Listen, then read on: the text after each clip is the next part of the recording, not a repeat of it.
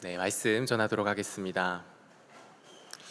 여러분 혹시 태권도나 피아노를 배워보신 적 있으십니까? 한국인이라면 아마 대부분 이 둘 중 하나는 잠깐이라도 배워보셨을 거라 생각됩니다. 그만큼 한국에서 쉽게 접근하여 배울 수 있는 종목인데요. 우리가 이것들을 배울 때 어떻게 배우나요?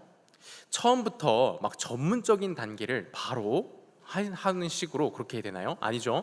태권도는 태극 1장, 피아노는 바이엘에서부터, 요즘은 뭐 다 그렇진 않은 것 같지만 기본적으로는 그렇게 하고 있죠. 어쨌든 이러한 처음 초보적인 단계부터 시작하여 밟아 올라가는 과정이 있습니다. 사실 태권도와 피아노뿐만 아니라 우리가 무언가를 배우고 습득할 때에는 늘 이러한 일련의 과정을 겪게 되는 것이 당연한 이치입니다. 그리고 아시는 분들은 잘 아실 텐데요, 이러한 일련의 과정이요, 우리의 믿음의 생활에도 있다는 사실입니다. 우리가 무언가를 배우기 위해 학원을 등록하면 그 내용을 습득하기 위한 일련의 과정이 시작되듯이, 우리가 믿음이라는 것을 얻는 순간 우리에게는 그 믿음이라는 내용을 습득하고 훈련하는 과정 또한 존재한다는 사실입니다. 이러한 믿음의 일련의 과정을 좀 신학적인 용어로 말씀을 드리자면 칭의, 성화, 영화라고 합니다. 우리가 처음 하나님으로부터 믿음을 얻어 하나님을 믿게 되었을 때 그때를 칭의, 의롭다함을 받았다라고 이야기하고요, 칭의를 얻은 자가 훈련을 받으며 살아가는 그 삶을 성화라고 하며, 예수 그리스도가 다시 오시는 날 이 모든 것이 완성되는 그때를 영화롭게 된다라고 표현합니다. 제가 이러한 것을 말씀드리는 이유는 오늘 우리가 살펴보고자 하는 데살로니가 전서가 바로 이 칭의, 성화, 영화라고 하는 신자의 삶과 관련 있는 내용을 이야기해주고 있기 때문입니다. 오늘 본문의 배경을 간단하게 설명을 드리면, 위대한 복음 전도자였던 사도 바울이 본문의 배경이 되는 이 데살로니가 지역에서도 복음을 전하였습니다. 그런데 다른 지역과는 다르게 그곳에서는 정말 얼마 되지 않는 기간 동안만 복음을 전하고 떠나야 했습니다. 그러다 보니 기본적인 복음의 내용은 전하고 가르쳤지만 믿음의 구체적이고 심화적인 부분에 대해서는 제대로 가르칠 시간이 부족하였던 것 같습니다. 그래서 그런지 데살로니가 전서에서 가르치는 형식을 취하여 전달하는 내용들을 보면요, 주로 믿는 자로서의 삶이란 무엇인지, 믿는 자의 마지막 날은 어떠한지에 대한 그러한 것들을 다루고 있습니다. 그리고 오늘 우리가 읽은 본문은 바로 이 성화, 그러니까 믿음을 받아 믿게 된 신자는 어떻게 살아야 하는가에 대한 부분을 다루고 있다고 볼 수 있습니다. 4장 1절을 보시겠습니다. 우리 다시 한번 함께 읽어볼까요? 4장 1절입니다. 그러므로 형제들아, 우리가 끝으로 주 예수 안에서 너희에게 구하고 권면하노니, 너희가 마땅히 어떻게 행하며 하나님을 기쁘시게 할 수 있는지를 우리에게 배웠으니 곧 너희가 행하는 바라 더욱 많이 힘쓰라. 이 4장 1절을 보시면 너희가 마땅히 어떻게 행하며 하나님을 기쁘시게 할 수 있는지를 우리에게 배웠으니 곧 너희가 행하는 바라 더욱 많이 힘쓰라 라는 말로 시작되고 있는 걸 볼 수 있습니다. 이를 통해 우리는 사도 바울이 지금 데살로니가 교인들에게 신자가 어떻게 살아야 하는지, 곧 신자의 삶에 대해 권면하고 있으며, 그 신자의 삶은 하나님을 기쁘시게 하는 것이라고 이야기하고 있는 걸 확인할 수 있습니다. 그렇다면 하나님을 기쁘시게 하는 건 무엇일까요? 그 답이 바로 3절에 나옵니다. 하나님의 뜻은 이것이니 너희의 거룩함이라. 네, 바로 거룩입니다. 웨스트민스터 소규리 문답 제1문에서는 아예 이렇게까지 이야기하는데요, 사람의 제일 되는 목적이 무엇입니까? 사람의 제일 되는 목적은 하나님을 영화롭게 하고 하나님을 영원토록 즐거워하는 것입니다. 영화롭게 한다는 것은 하나님께 영광을 올려드린다는 것인데요, 사실 이것을 쉽게 이야기하면 하나님을 기쁘시게 해야 한다는 말로 얼마든지 바꿔 말할 수 있습니다. 그러니까 교리문답은요, 아예 하나님을 기쁘시게 함이 사람의 제일 되는 목적, 인간 존재의 궁극의 목적이라고 이야기하고 있는 것입니다. 인간이라면 하나님을 기쁘시게 하는 삶을 살아야 하며, 인간이라면 그렇게 하는 것이 존재의 목적이요 가치라는 이야기인 것입니다. 여러분, 우리는 어떤 존재입니까? 동물입니까? 동물이긴 하지만 그 동물 중에서도 어떤 존재입니까? 특별히 하나님의 형상으로 지어진 사람입니다. 그리고 사람 중에서도 특별히 어떤 사람인가요? 신자입니다. 2000년 전 사도 바울이 권면하고 있는 저 데살로니가 신자들과 같은 신자들입니다. 하나님은 이 세상의 창조주요, 우리의 아버지요, 예수 그리스도를 우리의 구세주요, 성령이 우리 안에서 역사하고 계심을 믿는 신자입니다. 그러므로 사도 바울이 본문을 통해 데살로니가 신자들에게 요구하는 저 요구는 지금 우리에게도 요구되고 있습니다. 성도 여러분, 그렇습니다. 우리는 성도, 곧 거룩한 무리라고까지 불리는 신자들입니다. 그렇게 우리는 거룩한 삶을 살아야 합니다. 그것이 바로 우리 믿는 자들이 믿는 자로서 살아야 하는 삶이자 우리 존재의 목적입니다. 그렇다면 거룩한 삶이란 무엇일까요? 거룩한 삶을 산다는 것이 구체적으로 어떻게 사는 걸 말하는 걸까요? 일단 우리가 읽은 본문에서 사도 바울은 성에 있어 거룩한 삶을 살라고 권면하고 있습니다. 그 내용을 요약하자면 정해진 범위 내, 즉 부부관계 안에서만 성관계가 있어야 함을 말하고 있습니다. 사실 너무도 당연한 걸 말하고 있는 게 아닌가 하는 생각이 들 수 있는데요. 당시 데살로니가 지역은요, 그리스 문화권으로 자신의 아내뿐 아니라 다른 이성과의 성관계가 공공연하게 이루어지던 곳이었습니다. 종교적인 행위로서 신전의 창기와 관계를 갖는 것과 개인적인 즐거움을 위해 따로 여자를 두는 것이 전혀 이상할 것이 없던 시대였습니다. 그렇게 사도 바울이 굳이 이에 대해 따로 분량을 할애하여 편지하고 있는 것이죠. 여기서 주목해야 하는 점은 사도 바울이 뻔한 것, 누구나 다 알고 동의하고 있는 것, 데살로니가 교인들이 이미 잘 알고 있는 것을 말하고 있는 것이 아니라 세상이 동의하지 않는 것, 세상과는 다른 것을 말하고 있다는 점입니다. 사실 현대의 기준에서 지금 바울이 말하고 있는 부분들은 우리에게 전혀 이상할 것이 없는 것들입니다. 당연한 것들이고 하나님을 믿지 않는 세상의 사람들도 대체로 그것이 잘못된 것이라는 걸 알고 있고 동의하고 있는 부분입니다. 물론 요즘 시대가 저 그리스 문화 시대처럼 그게 무엇이 문제냐는 식으로 이야기하는 흐름이 큰 인기를 끌고 있기는 하지만 그래도 분명한 건 그래도 아직은 자신의 아내나 남편이 다른 이성을 만난다고 할 때 이 이야기를 정말 실제로 들었을 때 그럴 수 있지 하면서 정말 그렇게 반응한 사람은 없다는 사실입니다. 아무리 본인이 나는 애인도 두고 자유롭게 살아야 돼 라고 이야기할지라도요, 정작 정말로 실제로 자신의 아내나 남편이 그러한 일에 빠져들었다라는 소식을 듣는다면 그 어떤 사람도 분노하지 않지는 않는다라는 것이죠. 결국 이러한 모습은 무엇을 보여주나요? 아무리 세상에서 부부관계 외에 애인을 두는 게 이상한 것이 아니다 말은 아무리 그렇게 외쳐도요, 아직까지는 그래도 사람들의 마음 가운데, 그 양심 가운데, 그 시대의 통념 가운데 부부는 다른 사람과 성적 관계를 맺지 않는 것을 도덕적이고 선하고 좋은 것으로 여기고 있다는 것이죠. 정리하여 말씀드리면 바울이 활동하던 데살로니가 지역에서는 성에 대한 그리스도인들의 관념이 그 사람들에게 이상한 것이요 동의할 수 없는 것이었다는 사실입니다. 여기서 우리가 도출하여 볼 수 있는 원리가 하나 있는데요, 바로 세상의 도덕 윤리의 기준, 즉 선의 기준이 얼마든지 하나님의 기준과 다를 수 있다는 사실입니다. 처음 믿기 시작한 사람들의 경우 선을 행하는 것과 거룩한 삶을 사는 것을 세상의 도덕과 윤리를 잘 지키는 것으로 동일시하여 생각하는 경우가 많이 있습니다. 때로는 교회 생활을 오래 한 사람들 중에서도 여전히 이러한 생각으로 살아가는 사람들이 있을 수 있는데요, 물론 세상의 윤리와 도덕이 다 하나님의 선과 다른 게 아니죠. 하지만 얼마든지 다를 수 있다는 것을 우리가 기억해야 합니다. 성도 여러분, 우리는 세상이 말하는 기준에서 거룩한 삶을 사는 것이 아니라 하나님의 기준에서 하나님이 보시기에 거룩한 삶을 살아야 합니다. 우리는 너무 쉽게 세상이 말하는 선을 하나님이 보시기에도 선한 것일 거라고 생각해버리는 경향이 있습니다. 그러다 보면 어떤 일이 발생할 수 있을까요? 하나님을 위한다고 어떤 일들을 하는데 내가 하나님의 교회를 위하여 한다라고 하면서 하는 것인데도 불구하고 그것이 사실 전혀 하나님을 위한 일이 아니게 되는, 실제로 교회를 세우게 되는 것이 아니라 도리어 무너뜨리게 되는 그러한 일들 가운데 빠지게 될 수 있다라는 것입니다. 그렇기 때문에 우리는 그저 우리가 일반적으로 가지고 있는 사회 통념으로 선을 행하는 그러한 사회에서 말하는 정도의 윤리를 지키는 것으로 하나님을 기쁘시게 할 수 없음을 기억하고 오직 하나님의 기준과 하나님의 말씀대로 사는 것이 진정으로 하나님을 위한 삶, 하나님을 기쁘시게 하는 거룩한 삶을 사는 것이라는 걸 기억해야 합니다.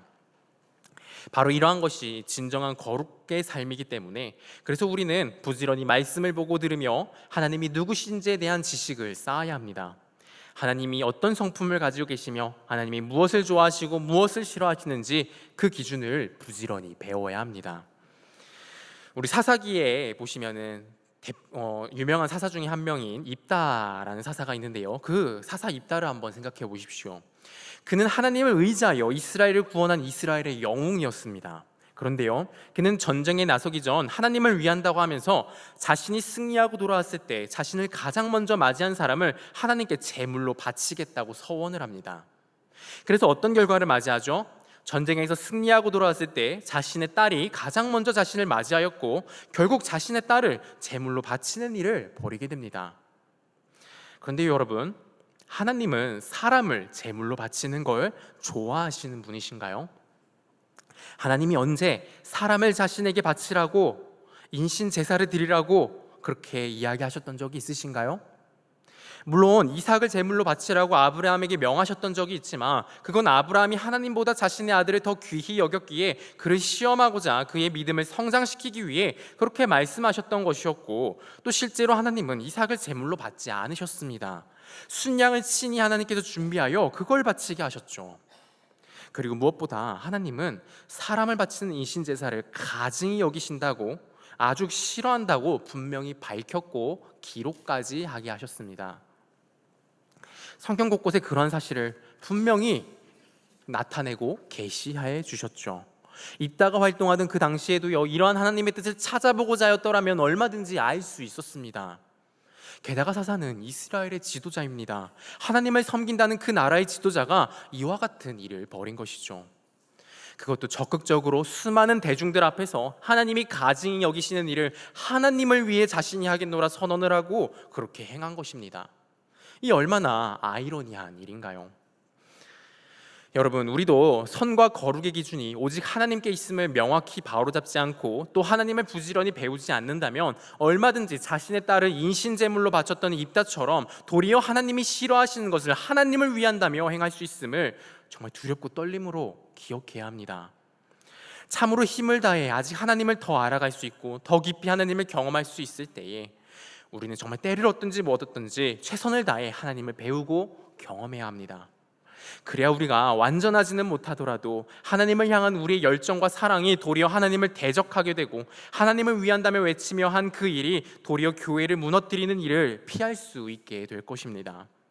참으로 하나님과 하나님 나라에 반역이 되지 않고 해가 되지 않기를, 정말 조금이나마 하나님을 높이고 하나님 나라를 세워가는 하나님의 사람이 되기를 바라고 소망하십니까?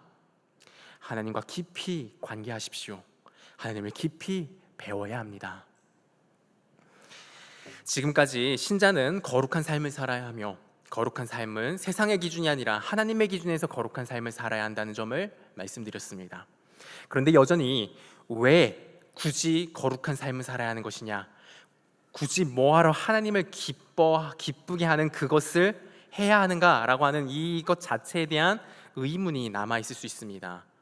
여러분, 거룩한 삶을 살아야 하는 이유가 무엇일까요? 본문 1절을 보시면 우리가 하나님의 기준을 신뢰하고 그 기준을 따라 사는 거룩을 실천하는 목적 하나가 등장을 합니다. 그 목적은 무엇이냐면 하나님을 기쁘시게 하고자 하는 것입니다. 하나님을 기쁘게 하고자 하는 이것이 우리가 거룩을 살아내고자 하는 중요한 동기가 되는 마음인데요. 그러면 다시 이 기쁘게 하고자 하는 이 마음은 어디서 나오는 걸까요? 여러분, 우리가 누군가를 기쁘게 하려는 마음이 드는 때를 한번 생각해 볼까요? 우리가 어느 때에 이러한 마음이 들죠? 두 가지로 이야기해 볼 수 있을 것 같습니다. 첫 번째는 그 사람이 나에게 무언가 불이익을 주거나 혹은 좋은 것을 줄 수 있을 때, 그 사람으로부터 불이익을 받지 않고 좋은 것을 받고자 할 때 우리는 그 사람을 기쁘게 하고자 하는 마음이 들 때가 있습니다. 그리고 두 번째는 그 사람이 소중하고 좋을 때, 다시 말해 그 사람을 사랑할 때 너무도 자연스럽게 그 사람이 슬퍼하거나 근심하지 않게 하고 그 사람을 기쁘게 하고 싶어하는 마음이 생겨나게 됩니다. 첫 번째는 조금 낮은 차원, 두 번째는 좀 높은 차원의 동기에 해당한다고 할 수 있겠는데요. 왜냐하면 첫 번째 동기는 주로 두려움 때문에 혹은 무엇을 얻고자 하는 욕심에 기인하여 행하는 것이고, 두 번째는 그러한 것을 뛰어넘어 기쁨으로 무엇을 얻지 못한다 할지라도 필요하다면 도리어 자신을 내어주어서라도 상대를 기뻐하게 하고자 하는 그러한 마음이기 때문입니다. 그렇다면 오늘 본문에 서신을 쓰고 있는 사도 바울은 어떤 의미로 하나님을 기쁘시게 하라고 이야기한 것일까요? 두 번째 의미로 이야기한 것으로 보아야 합니다. 그런데요, 엄밀하게 이야기하면 사실 첫 번째 이유만으로도요, 우리 사람은 하나님을 기쁘시게 하고자 해야 합니다. 왜냐하면 하나님이 이 세상의 창조자이시며 이 온 우주를 다스리시는 절대자이시기 때문이죠. 아주 간단한 말로 가장 힘이 센 분이시기 때문인 것이죠. 여러분, 우리가 삶을 살아가면서도 우리에게 당장 나의 몇 날 앞의 미래, 당장 나의 어떤 조그마한 이익에 있어서 그것을 좌지우지할 수 있는, 나의 어떠한 것을 좀 좌지우지할 수 있는, 나의 인생의 길을 조금 어떻게 틀 수 있는 그런 힘을 가진 사람 앞에서 우리가 어떻게 하게 됩니까? 그 사람의 심기가 불편해지지 않도록 어떻게든 할 수만 있다면 그 사람이 기분 좋게 하여서 나에게 좋은 것들을 줄 수 있도록 그렇게 하고자 하는 것이 세상의 이치이죠. 그리고 그러한 사람들이 여러 사람이 있다라고 한다면 그 중에서 솔직히 세상의 지혜로는 어떻게 하는 것이 마땅합니까? 가장 힘이 센 분, 가장 나의 진로를 가장 크게 좌지우지할 수 있는 사람, 그 사람을 신경 쓰는 게 맞는 것이죠. 여러분, 이러한 세상의 이치로만 보아도 우리가 가장 신경을 써야 하고 가장 신경을 거스르지 말아야 하고 가장 기쁘게 해야 하는 분이 누구십니까? 하나님이다라는 것인 것이죠. 여러분, 우리 하나님 어떤 분이십니까? 우리의 모든 사소한 이익과 불이익을 얼마든지 조정하실 수 있는 분이시고요, 그것을 넘어서서요, 우리의 영원한 생명, 곧 영원한 우리의 인생이 천국이 되게 하느냐 아니면 지옥이 되게 하느냐를 결정하시는 절대자이신 분이시기 때문이죠. 그런 분이시죠. 이러한 차원에서 사실 모든 인간들은 하나님을 기쁘시게 하기 위하여 힘을 써야 하는 게 마땅합니다. 그런데요, 이 세상에 얼마나 많은 사람들이요, 바로 이러한 엄중한 진리를 인지하지 못하고 외면하고요, 자신들의 소견대로 그저 자신들을 기쁘게 하며 살아갑니다. 아무리 하나님을 믿지 못하겠다 하더라도요, 합리적인 사람이라면요, 적어도 이걸 의식하고 대비해야 합니다. 그 대비가 무엇입니까? 혹시나 있을지 모를 절대자의 심기를 건드리지 않는 것이죠. 절대자가 없다면 그냥 없는 것이지만 혹시라도 있다면 그 절대자의 모든 분노와 지옥 심판을 감내해야 되는데, 여러분, 정말 합리적인 사람이라면, 정말 지혜로운 사람이라면 어떻게 하겠습니까? 이 최악의 상황을 대비해야 하는 것이 마땅한 것이죠. 이게 지혜입니다. 그리고 우리 신자들은요, 이러한 일반적인 지혜를 넘어서 있습니다. 넘어서야 합니다. 그저 최악의 상황을 대비하겠다는 마음으로, 그저 하나님께 불이익을 받지 않아야겠다는 마음으로 하나님을 기쁘시게 하고자 해서는 안 됩니다. 이것을 넘어서야 합니다. 하나님을 사랑하기에 기쁨으로 자유함 가운데 하나님을 기쁘시게 하고자 하는 차원으로 넘어가야 합니다. 하나님께서는 결국 두려움으로 어쩔 수 없이 하나님을 섬기고 어쩔 수 없이 하나님을 기쁘시게 하고자 하는 순종 로봇, 순종 노예를 원하지 않으십니다. 그래서 하나님은 강압으로 순종하게끔 하셔도 되며 얼마든지 그렇게 하실 수 있음에도 그렇게 하지 않으셨습니다. 도리어 먼저 우리를 사랑하셨습니다. 하나님은 먼저 우리 자신을 하나님의 모든 좋은 것들 가운데 누리고 기뻐할 수 있도록 자신의 모든 좋은 것들을 나눠주셨고요, 내어주시고 내어주시다 자신의 생명마저도 내어주셨습니다. 하나님께서 바로 이 깊은 사랑의 마음을 먼저 보여주시면서 정말 풍성하게 무한하게 부어주시면서 이 풍성함 가운데 함께 하자고, 하나님과 이 모든 깊고 풍성함을 함께 누리자고 초청하셨습니다. 여러분, 우리가 남자와 여자 어떤 이성 간의 관계에 있어서 일반적으로 먼저 자기가 좋아하는 마음을 표현하는 순간 어떻게 됩니까? 을이 되어버립니다. 먼저 내가 좋아함을 드러내버리는 순간 을이 되어서 돼버리고, 그 좋아한다라는 표현을 받은 그 사람은 그 순간 어떻게 되냐면 갑이 됩니다. 그래? 네가 날 좋아해? 그래, 그러면은 네가 어떻게 이렇게 잘하는지 아닌지 내가 한번 봐서 승낙해 줄 수도 있고 아닐 수도 있고, 그렇다, 잘해라 하면서 이런 식으로 반응하게 되는 것이 사람 간의 관계 가운데 나타나는 모습입니다. 근데 여러분, 우리 인간은 정말 그렇게 행동을 합니다. 자기에게 먼저 사랑을 주는 사람이 있다고 한다면은 그 사랑을 정말 그냥 그저 감사로, 그저 순수하게 받아들이는 것이 아니라 그것마저도 이용하여 자기의 어떤 만족을 끌어내고자 하는, 그렇게 이용을 하게 됩니다. 여러분, 하나님이요, 우리에게 먼저 사랑을 보여주시고요, 먼저 우리에게 사랑을 나타내시고요, 먼저 이 사랑을 고백하시고요, 먼저 자신과 함께 하자고, 내가 너를 원한다고, 내가 너를 너무나 사랑한다라고 이렇게 얘기하셨을 때요, 하나님 모르셨을까요? 우리가 이 사랑을 이용하여서 하나님을 바로 그 사랑을 받아들이는 것이 아니라, 그래요? 하나님 정말 날 사랑하세요? 정말 사랑하시는지 충분한 그런 증거를 보여주시죠. 그러면 제가 한번 생각해 보겠습니다 라고 이런 반응들을 안 할 거라고, 이런 반응들을 할 거라는 걸 하나님이 모르셨을까요? 다 아셨습니다. 아셨는데도 불구하고 하나님은 우리에게 먼저 이 모든 것들을 보여주시고 그 사랑의 고백을 우리에게 주었던 것입니다. 왜 그러셨을까요? 하나님은요, 자신이 의리되는 한이 있더라도, 자신이 우리에게 그런 업신여김과 일시적인 거절들을 당할지라도, 그런 낮아짐을 당할지라도 우리를 사랑하셨기 때문입니다. 사랑하는 성도 여러분, 하나님은 정말 우리에게 이러한 사랑의 마음을 가지고 있습니다. 그저 얄팍한 사랑이 아니라 이렇게나 깊은 사랑을 우리를 향하여 품고 계신 분이십니다. 여러분, 이 사랑을 정말 우리가 제대로 보게 되기를 원합니다. 이 사랑의 하나님의 마음을 정말 조금이라도 우리가 보게 된다면 우리는 이 하나님께 사랑에 빠지지 않을 수가 없습니다.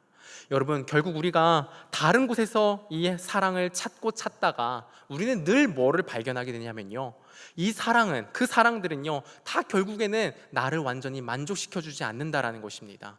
그 사랑들은요 결국 어떻게든 나를 이용하기를 원한다라는 것입니다. 나를 영원토록 완전히 나의 어떤 죄와 연약함이 보이는데도 불구하고 끝까지 나를 받아주고 사랑하는 그 사랑은 아니라는 걸 보게 됩니다. 그러나 여러분, 우리 마음 영혼 깊은 곳에는요, 나의 모든 것을 드러낼지라도, 나의 진솔한 모든 것을 보여낼지라도, 나의 더러움을 모두 다 드러내 보일지라도 나를 받아줄 수 있는 사람, 나를 끝까지 사랑해 주시는 분, 그러한 분을 우리는 바라고 있는데요, 여러분, 그분이 바로 우리 하나님입니다. 그분이 바로 우리 예수 그리스도이십니다. 그분이 먼저 그러한 사랑을 우리에게 보여주셨고요, 먼저 주고 계시고요, 앞으로도 영원토록 주실 것입니다. 여러분, 우리가 이 사랑을 정말 알게 되기를 원합니다. 이 사랑을 정말 날마다 누리게 되기를 원합니다. 여러분, 우리가 정말 이 사랑을 알게 될 때에 정말 하나님이 주시는 그 모든 풍성한 것들을 정말 이루 말할 수 없는 영광과 기쁨 가운데 누리게 될 줄 믿습니다.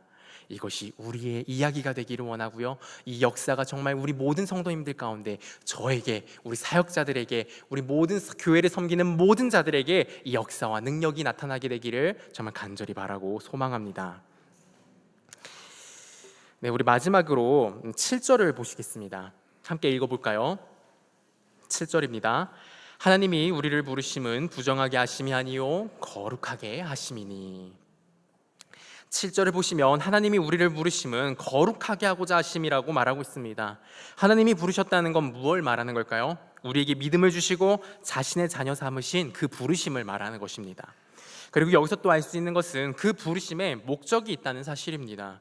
그게 무엇입니까? 우리로 하여금 거룩하게 하는 것입니다. 그게 바로 하나님의 뜻이요 의지인데요, 이 온 우주 만물과 우리 인간을 지으신 이 하나님이 그렇게 하기를 원하시고 작정하셨다는 것입니다. 바로 이러한 하나님의 뜻과 이 뜻을 통해 결국 우리에게 주어지는 회복과 영광이 우리가 거룩한 삶을 살아야 하는 이유 두 번째라고 할 수 있겠습니다. 거룩은요, 기본적으로 구별되다라는 의미를 갖습니다. 무엇으로부터 구별된다라는 건데, 무엇으로부터 구별되는 것일까요? 바로 죄된 것과 구별되는 걸 말합니다. 그러면 그냥 죄와 이 세상과 다른 모습이기만 하면 그게 거룩하게 된 것일까요? 그렇지는 않습니다. 죄와 세상과 달라지는 걸 넘어 한 가지가 더 있어야 되는데, 그게 바로 하나님과 같아지는 것입니다. 우리 인간이 본래 무엇의 형상으로 창조되었습니까? 바로 하나님의 형상입니다. 하나님과 같은 것이었습니다. 그런데 이것이 죄로 인해 일그러지고 파괴되어 하나님과 다른 것이 되어버렸습니다. 여러분, 이걸 죄라고 이야기하고요, 이걸 거룩하지 않다라고 이야기하는 겁니다. 그렇게 하나님이 우리에게 요구하시는 거룩은 죄와는 다르게 되고 하나님과 같아지는 걸 이야기하는 것이죠. 그래서 더욱 거룩의 기준은 세상이 아니라 하나님인 것입니다. 하나님은 우리로 하여금 하나님 자신과 같아지기를 요구하십니다. 하나님과 같아지라는 이것이 여러분, 그저 우리를 무겁게 하는 의무인가요? 그저 일방적으로 우리를 괴롭고 피곤하게 하는 요구일 뿐일까요?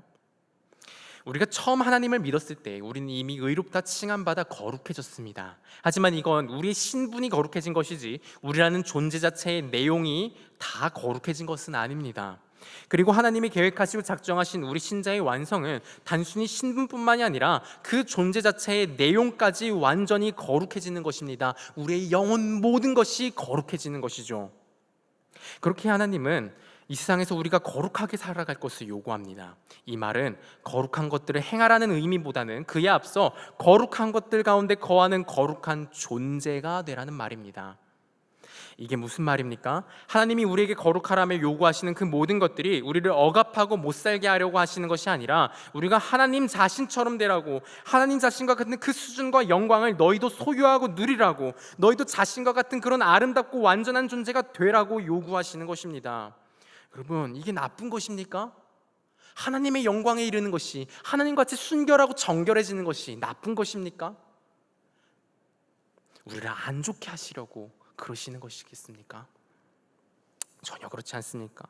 여러분, 이보다 더 영광되고 신령한 것이 없습니다. 그렇게 거룩을 향한 삶은 하나님이 하라고 하기 이전에 도리어 우리가 먼저 어떻게든 얻어내고자 갈망하고 소망해야 되는 그런 고귀하고 충만한 영광입니다. 그리고 너무 감사하게도 신자라면 누구나 다 이 영광에 결국 도달하게 된다는 사실입니다. 그것은 우리에게 어떤 자격이나 조건이 있기 때문에 확정된 것이 아닙니다. 한 사람을 신자로 부르시고 자신의 유일한 아들과 같은 영광과 아름다움으로 완성하고자 작정하신 하나님의 자격이, 하나님의 의지와 뜻이 완전하고 너무도 확실하기 때문에 확정된 것입니다. 우리가 확실하기 때문이 아니라요, 우리를 붙드시고 인도하시는 하나님이 확실하시기에 우리는 우리 자신이 그 마지막 종착지에 반드시 도달하게 될 것을 확신할 수 있습니다. 실제로 하나님께서 믿음을 불어넣어 주심으로 신자로 만드시고 그 신자의 길이 시작된 사람이라면 단 한 사람도 빠짐없이 반드시 하나님의 영광된 나라에 들어갑니다. 하나님의 영광된 존재로서 그 나라 들어가게 됩니다. 이것이 바로 신자가 누릴 수 있는 안전함이며 확실함이며, 이를 통해 세상 그 누구도 누리지 못하는 참된 평안의 복을 신자라면 누구나 누릴 수 있습니다. 다만 그 완전한 완성의 때에 도달하기 전까지 우리는 이 세상 가운데서 깎아지고 체험받으며 환난과 여러 어려움이라는 인생을 통과해야 합니다. 그 가운데 누가 이 세상에서 그걸 더 탁월하게, 더 많이 맛보며 살았는가의 차이는 있습니다.